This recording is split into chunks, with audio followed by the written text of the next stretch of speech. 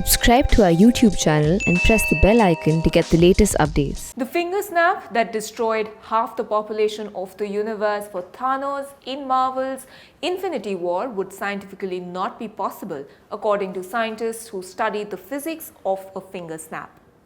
I am Mohana Basu, and this is one of the stories that I will talk about on this episode of Scientifics. Every week on ThePrint Scientifics, I take you through the top science stories of the week from across the globe. According to a study from researchers at Georgia Institute of Technology, using an intermediate amount of friction that is not too high and not too low, a snap of the finger produces the highest rotational accelerations observed in humans.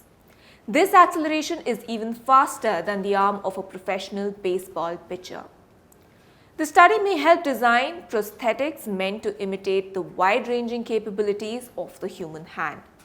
In fact, the team said that they felt compelled to decode the physics of a finger snap after watching the Avengers movie released in April 2018, in which Thanos obtains 6 special stones and places them into his metal gauntlet.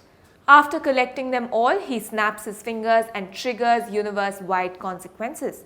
But now, researchers explain that it would not be possible to snap at all while wearing a metal gauntlet.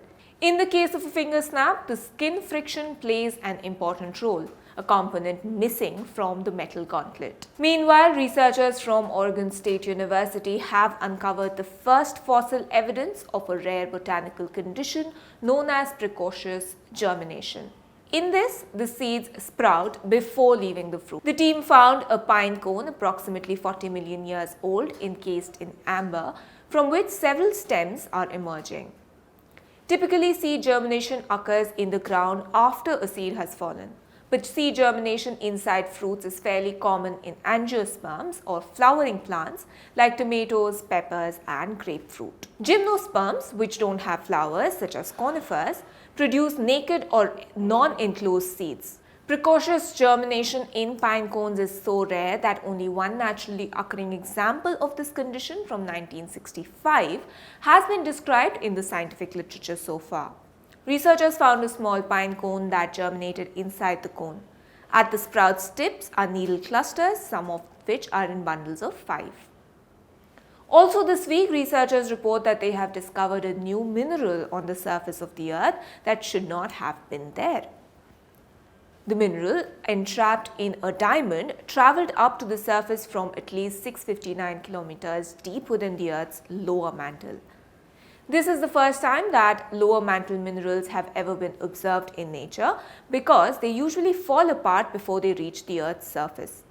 In this case, the diamond's strength preserved the mineral and made the discovery by scientists possible.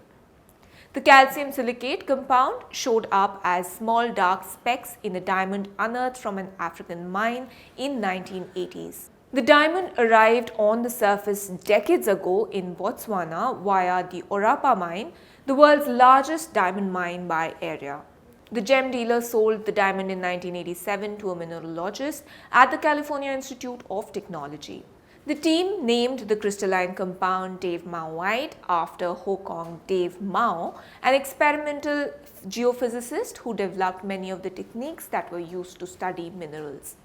Also this week, by fixing a fossil mix-up, researchers have now identified what might be the world's longest dinosaurs and named the species Supersaurus.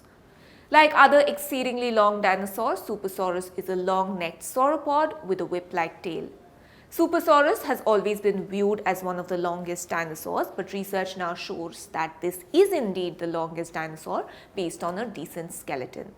As other dinosaur remains are fragmentary, it's challenging to accurately estimate their lengths. Supersaurus was alive about 150 million years ago during the Jurassic period. It likely exceeded 128 feet and possibly even reached 42 meters from snout to tail. The first Supersaurus specimen was uncovered in 1972, but it was not immediately clear which bones belonged to the animal since the quarry it was found in also contained additional bones. That is all for this week. I am Mohana Basu, special correspondent at ThePrint. If you like our work, do consider paying for a subscription to ThePrint. You can do so through the link in the description box below.